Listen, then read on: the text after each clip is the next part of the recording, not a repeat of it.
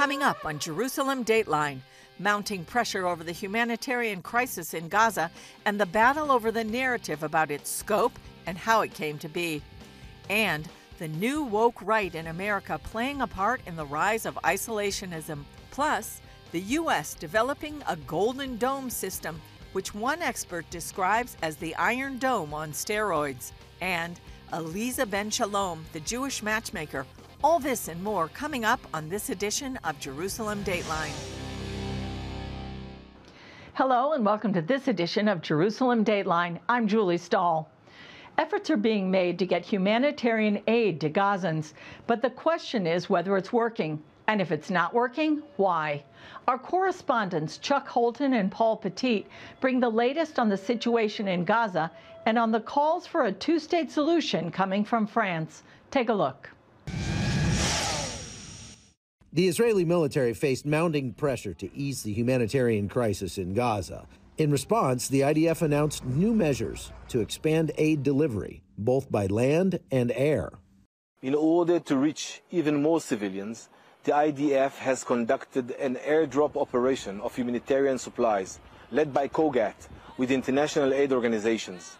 In addition, we are now implementing daily humanitarian pauses and designated corridors to allow safe movement for aid distribution. According to the IDF, more than 850 aid trucks entered Gaza over the past week. Israel also connected a power line to increase clean water output in Gaza by 5 million gallons per day. But as the UN convoys resumed operations, some were looted, raising serious concerns about distribution security. President Trump says Hamas does not want a deal. They hardened up. They don't want to give them back. And so Israel's going to have to make a decision. I know what I do, but I don't think it's appropriate that I say it, but Israel's going to have to make a decision. Families of some hostages condemn the ceasefires, calling them a strategic mistake that gives Hamas time to regroup without securing the release of any captives. So we're sending soldiers to fight the enemy. They go to war and they sacrifice their lives. And on the second hand, we're sending them everything they need in order to continue this war effort against us. Sunday night in Jerusalem, Prime Minister Benjamin Netanyahu addressed Christian leaders, including Pastor Paula White of the White House Faith Office, in which he pushed back on accusations that Israel was persecuting Christians. Israel is now portrayed as the enemy of Christians. And the enemies of Christians are portrayed as the friends of the United States. Israel has a thriving Christian community, the only thriving Christian community in the broad radius of the Middle East, where Christians are not tolerated, they're cherished. There is no policy of starvation in Gaza, and there is no starvation in Gaza. Netanyahu reaffirmed Israel's commitment to dismantling Hamas and securing the return of the hostages, while warning that the war for public opinion may be just as critical as the fight on the ground.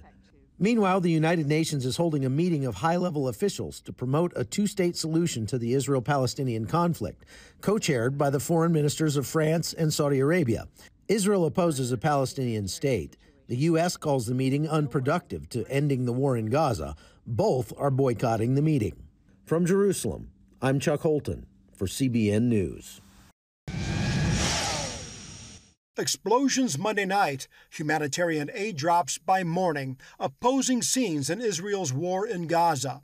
The IDF is now pausing operations 10 hours a day to improve the flow of aid into the territory. Mr. President, Prime Minister Netanyahu said there's no starvation in Gaza. Do you agree with that assessment? I don't know. I mean, based on television, I would say not particularly, because those children look very hungry. But President Trump is strategizing with Prime Minister Benjamin Netanyahu to feed them. we're going to set up food centers, and we're going to do it in conjunction with some very good people, and we're going to supply funds. Netanyahu calls accusations of deliberate starvation a bold-faced lie, insisting images of hungry Palestinians are an act of Hamas propaganda. There is no policy of starvation in Gaza, and there is no starvation in Gaza. We enable humanitarian aid throughout the duration of the war to enter Gaza. Otherwise, there would be no Gazans. Seeming to back that claim, recent footage from Al Sahaba Market in Gaza City, packed with food, and reports that a photo of an emaciated child held up by news outlets as the face of starvation in Gaza was actually a child with a genetic disorder who was evacuated from Gaza in June. Israel also released video claiming to show Hamas looting humanitarian aid meant for civilians. Israel's dealing with an immoral, an evil enemy, genocidal enemy, massacred, mass raped our citizens, and an immoral, morally confused West that's making us feed our enemy, even though it's known that Hamas itself takes the aid and sells it at exorbitant prices to its own people. At the United Nations Monday, France urged the EU to push Israel toward a two-state solution, triggering protests by Jewish groups in France. The U.S. State Department called the meeting a staged conference. Now come reports that in coming days, the UK plans to announce a peace plan that includes a Palestinian state. We understand the goal, which is to try to help peace, but we consider that it is counterproductive because at the end, this decision, this recognition of a Palestinian state will be considered by the Hamas as its own victory. We are coming up with various plans. We're going to say it's a very difficult situation. If they didn't have the hostages, things would go very quickly. In Jerusalem, Paul Petit, CBN News. Welcome back to Jerusalem Dateline. I'm joined by Laurie Cardoza-Moore from pjtn.org, and we are seeing a shocking rise of anti-Semitism among conservative Christians. Yeah. Where is this coming from? Well, unfortunately, Julie, I think a lot of it is coming from what our kids have been exposed to in education, coming up through the school system. You know, we found 13 years ago that we had a problem with anti-America, anti-Semitic propaganda, and these kids have been taught from this perspective. Then we've got social media, which I believe is also plays a major role. But something we haven't seen is the whole issue of isolationism popping up. If you think about it, think of all the conservative talkers that people follow, like Candace Owens, like Tucker Carlson, like Steve Bannon, all of these people who we used to rely upon for solid information about what really is going on politically. And then all of a sudden, we start hearing people, you know, Bannon has kind of always talked about isolationism, but he was never a real heavy hitter with it. He would just talk about it. But now it seems like everybody, all the big conservative talkers, even Marjorie Taylor Greene, congressmen, are also using this analogy, saying that we don't need to be caught up in every foreign war. Well, I agree with that, Julie. But as the leader of a Christian organization, we have the responsibility to teach biblical truth to Christians, and that's the position that we should be standing on as Christians. What is the position of Israel? How should people be relating to Israel and the wars that it's in? Well, we should relate to Israel as the Bible says. Genesis 12:3, we all know it. I will bless those who bless you and curse him who curses you. In the book of Obadiah, God told the prophet that in the last days, which we all agree, we're living in the last days, he's going to wipe out the descendants of Edom because they stood by while their brother Jacob was held in captivity and they did nothing. We cannot stand by. The other nations of the world, that's a whole different ballgame. But when it comes to the nation of Israel, if Israel needs us, if they pick up the phone to call us to ask for help, just like what we did in helping with sending our B-2 bombers recently with Iran, if Israel needs us, we are to show up. We're not allowed, by the word of God, we're not allowed to turn their request or their need on deaf ears. We are to stand up and support them. So what can be done to combat this, this kind of wave of this conservative wokeness? I think the biggest thing is people need to start reading their Bible again. And unfortunately, we're so focused on watching our, 2-minute soundbite, interviews on our phone. we're not really going to in-depth study. We're not praying and asking God to give us wisdom as we study His Word to understand how that Word applies to us, especially in the hour to which we live. We were put here, Julie, for a very specific purpose. Each one of us. We didn't just randomly come into the world. We weren't just randomly brought into our parents.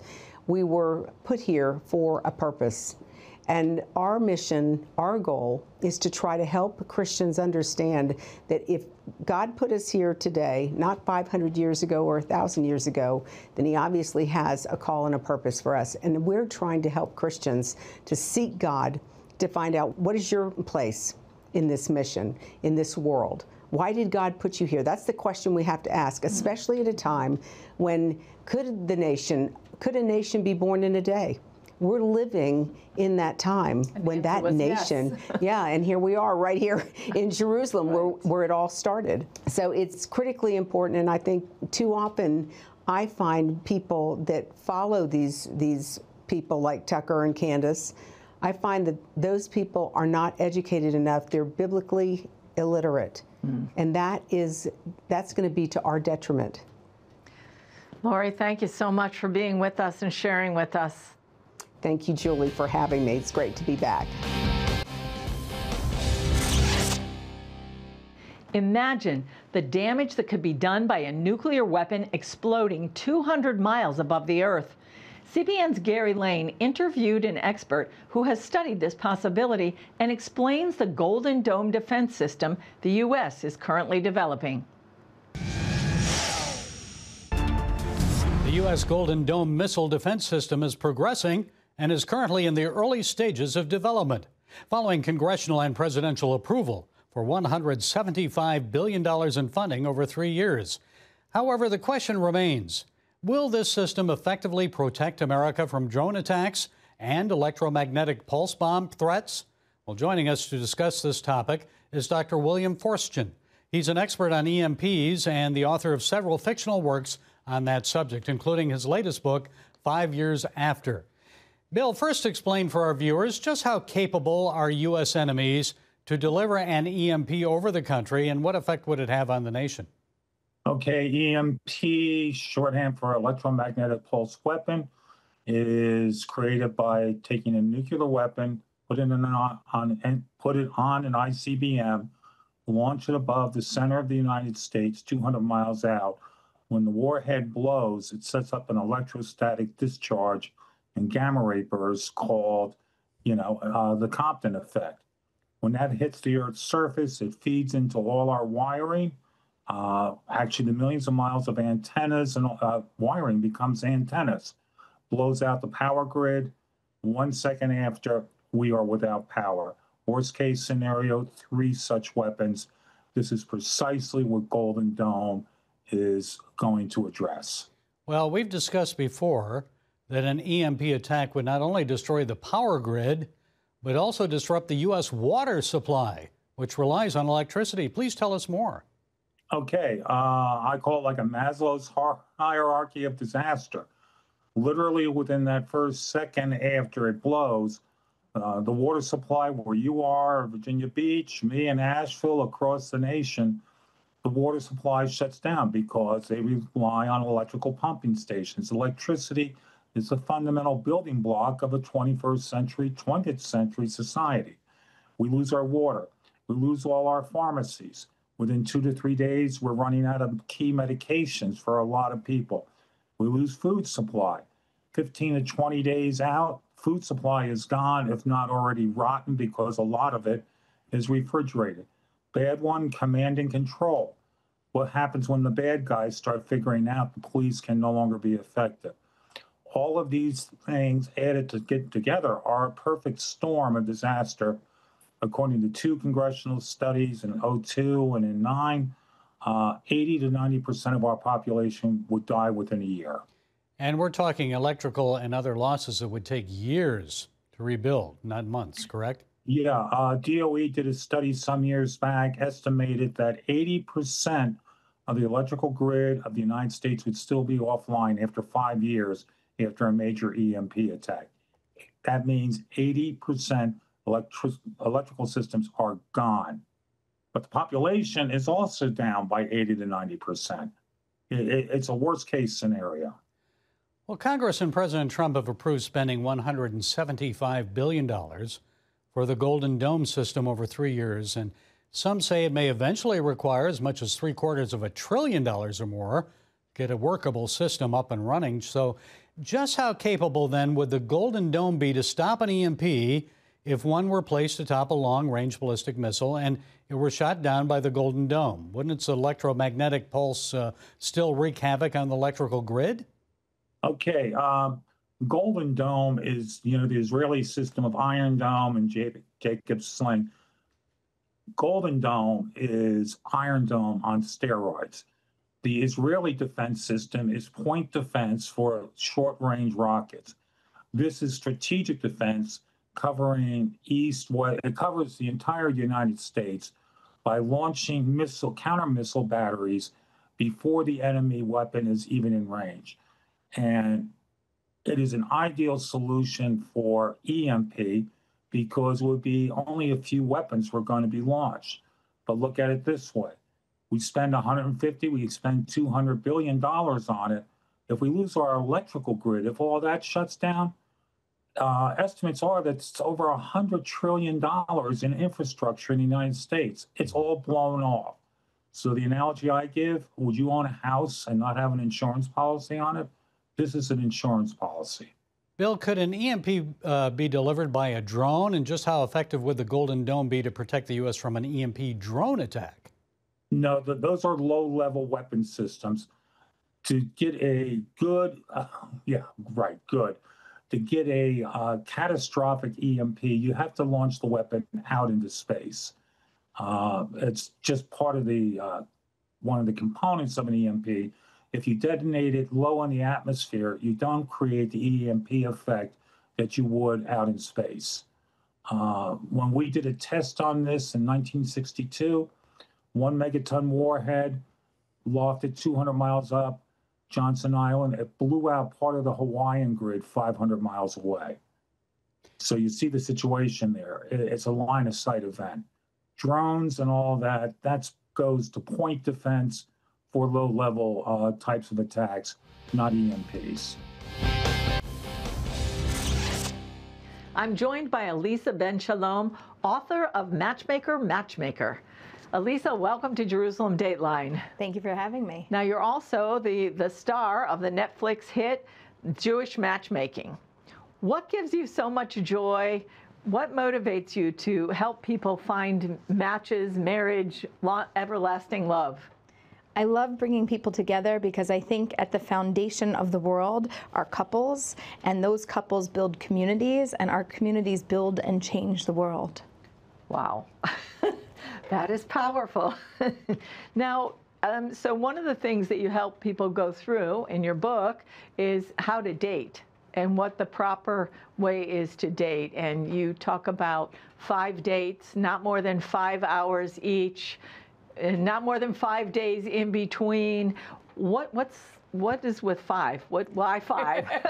It happens to be that it's catchy and it's memorable. Okay. And also that if I see you for 5 dates, then I really get a sense of who you are. Mm-hmm. And not spending too much time because I don't want to get sick of you yet. I still want to have curiosity there. And so not more than 5 hours and not more than 5 days in between. If we have more than 5 days in between the dates, then there's no dating momentum.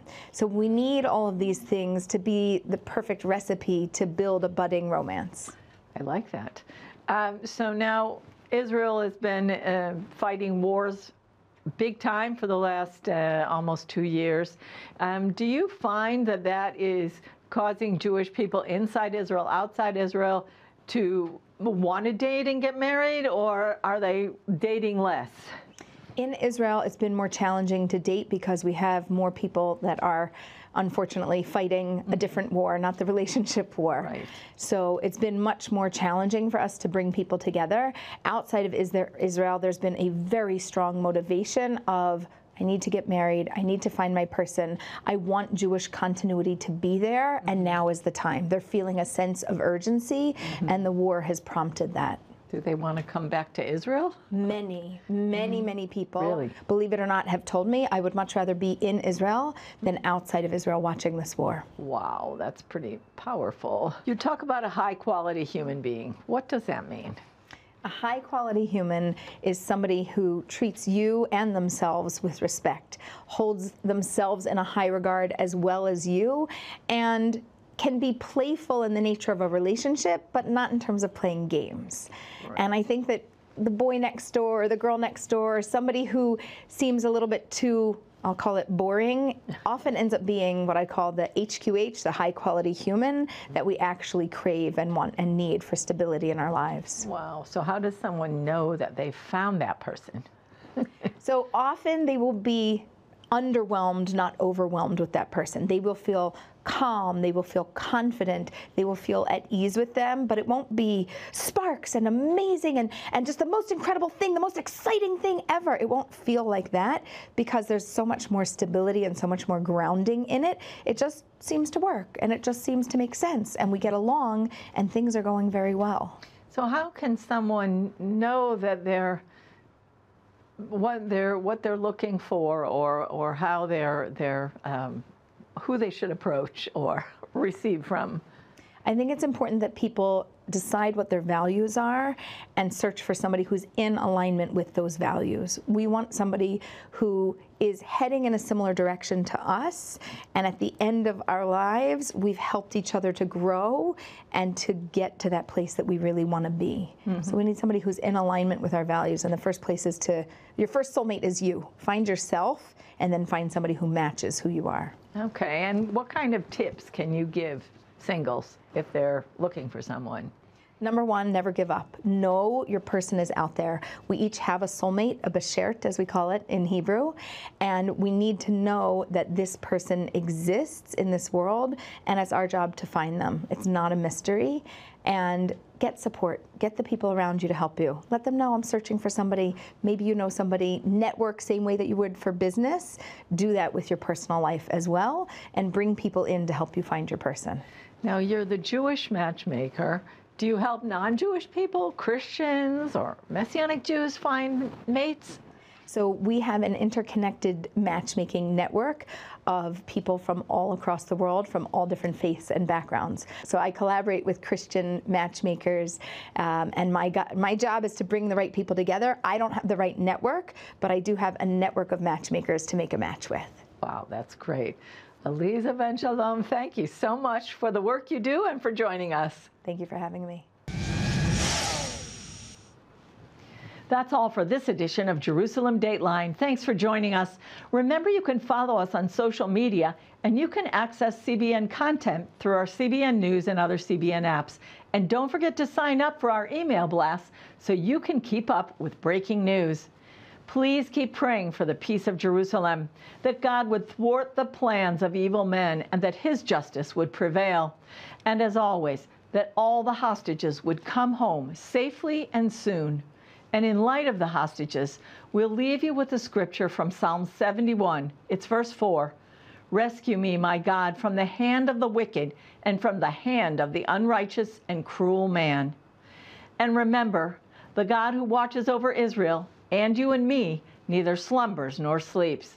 For all of us here at the Jerusalem Bureau, I'm Julie Stahl. We'll see you next time on Jerusalem Dateline.